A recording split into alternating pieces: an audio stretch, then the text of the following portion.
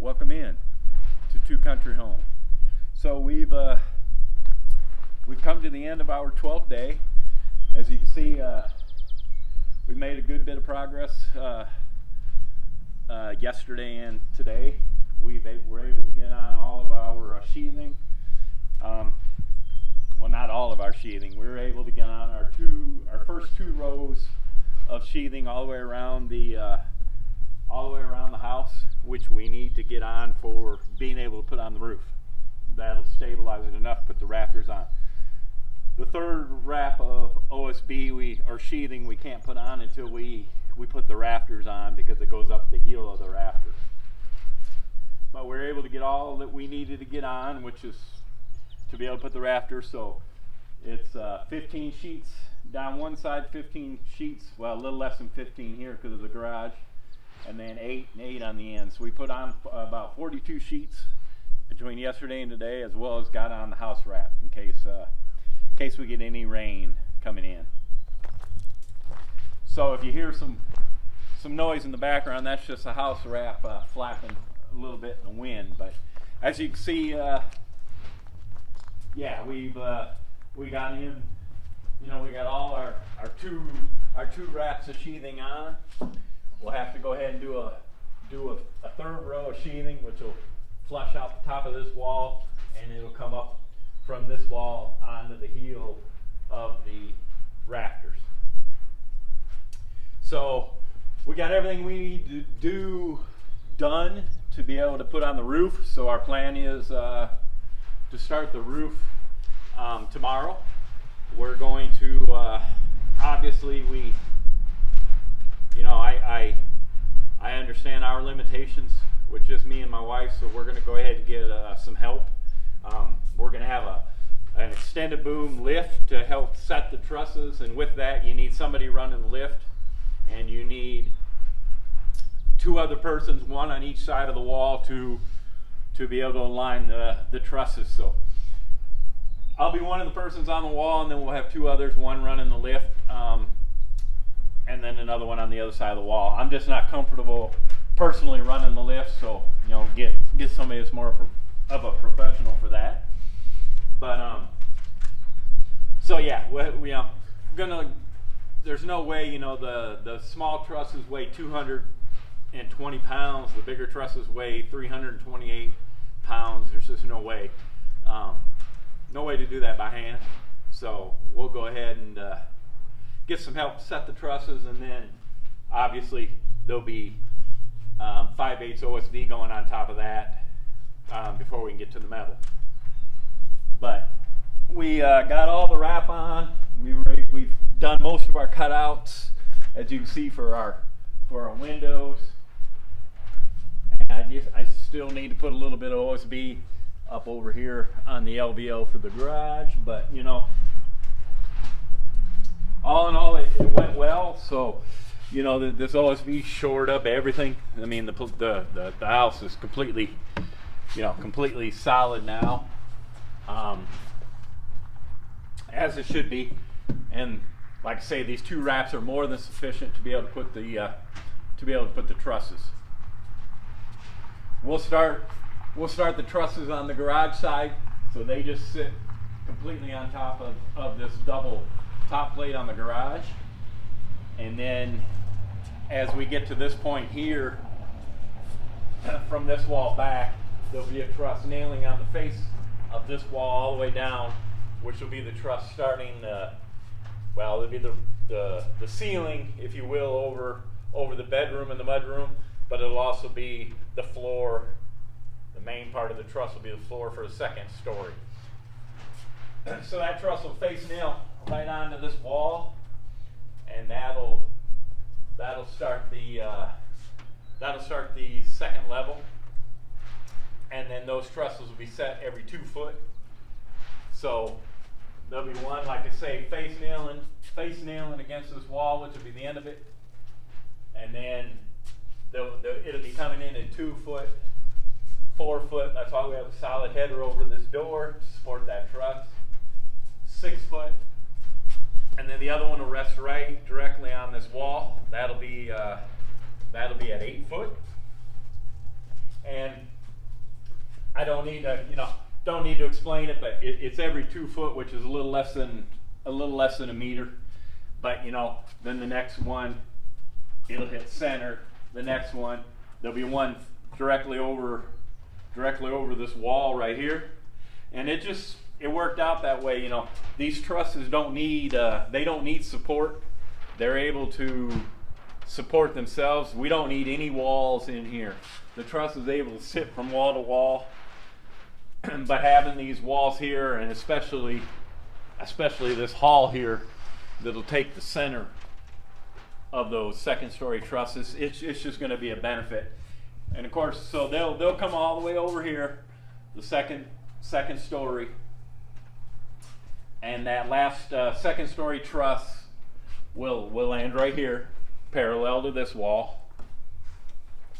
And then from here, we'll jump up onto this raised portion here with the vaulted or parallel cord or cathedral ceiling trusses, and they'll run all the way out, and they'll go out all the way over to the porch. So I still have to put the two porch beams on the columns, and the header supports that go out. Those beams are coming in tomorrow, so I'll need to get them on, but we'll get working on the trusses from the garage this way. So yeah, it's the end of today's the end of day 12. I'm a little behind where I wanted to be. I thought 10 days, maybe 11 days with the sheathing. So it's the end of the 12th day, not the end of the world. So we'll be setting trusses on day 13, and I'm hoping no more than 2 days setting the trusses and aligning them, and then giving them another probably day and a half to 2 days to do the plywood.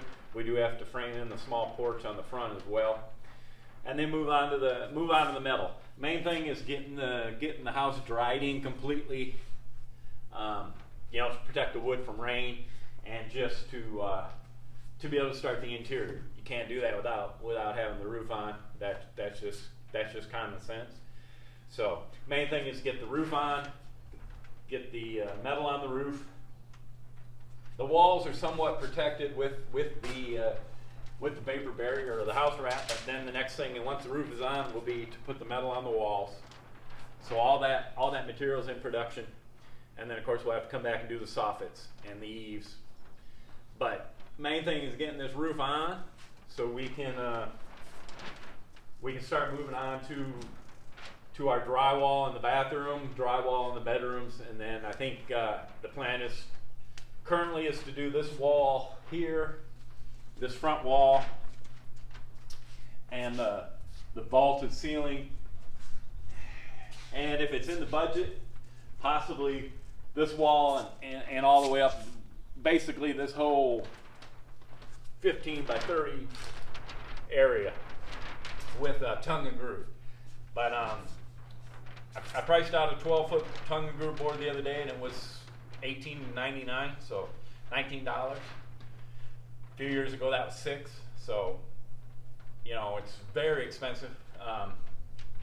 Drywall has not increased in price, but you have the labor of mudding and then painting, and it's something I'm not good at, so it might be something I'd have to hire out, at least for the taping and floating.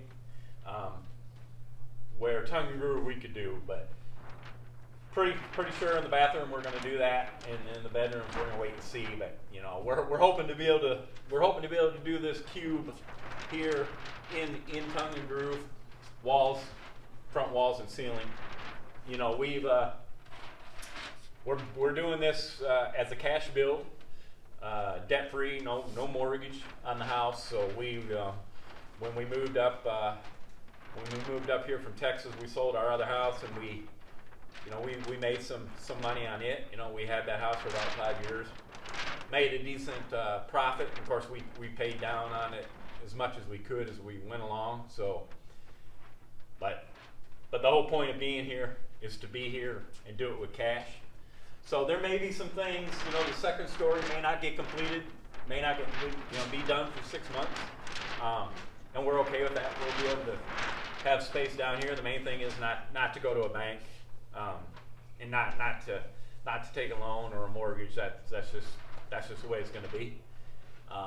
And me and my wife are both on board with that. So we'll do it little by little, and we're going to bring you all along, especially on the inside, because that's I went a little quick on the framing because I just need to get the framing up and get it dried in.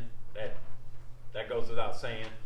But when we come to the interior finishes, the cabinets, the trims, the doors, the tongue and groove, some of the electrical and plumbing, we'll do a little bit more slow down and do a little better video coverage on that. But just wanted to give an update at the end of day 12. Another milestone is down. I have a couple.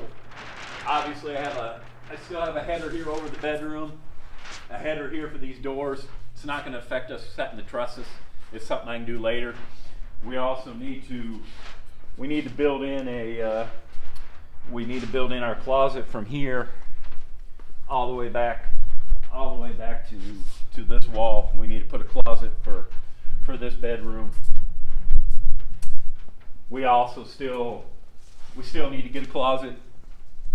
We need to frame in a closet here as well.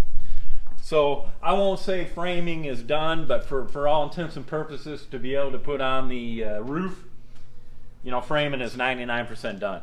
We need to frame those 2 closets, put in a couple headers, and we're going to do a small pantry here. Let me step through here quick. We're going to do a small pantry right here. Basically, we're going to do a corner pantry coming out like this, basically coming out from the wall, and then it's going to have a small door, just something you can open up and have some open shelves here. But the idea with this will be, with the vaulted ceiling going up, I want that pantry to go all the way up to the vaulted ceiling and build it around. So a couple small things, but at this point, I'm saying 99% done with framing. I don't consider the roof. I consider that separate from the structural framing. Obviously, the roof has not started, and then I would say we're a good 65% done with the OSB. We still have to do the last round coming around on the walls. So I'm happy with where we are. We've obviously got a long way to go on the interior. That's where you get bogged down waiting on your plumber and electrician and that sort of thing, which we're going to try to do as much of that as we can ourselves. But you can't button things up until that's done. We also need to get in which is something we're not going to do, but we need to bring in the contractor, and it's going to be a big ticket item for spray foam. I'm easily budgeting $10,000 for that. I'm hoping it's a lot less, but I have a feeling it'll be right around that $10,000 mark for spray foam to do the walls and the ceiling.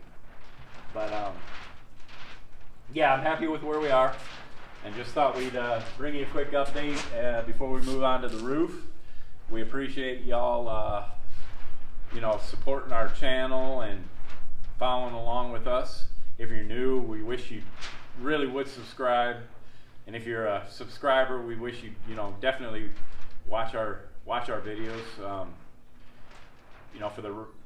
For the ratio of subscribers to video views, it's not quite there. So we put a lot of time at the end of our day into building, and then trying to film along the way as much as we can.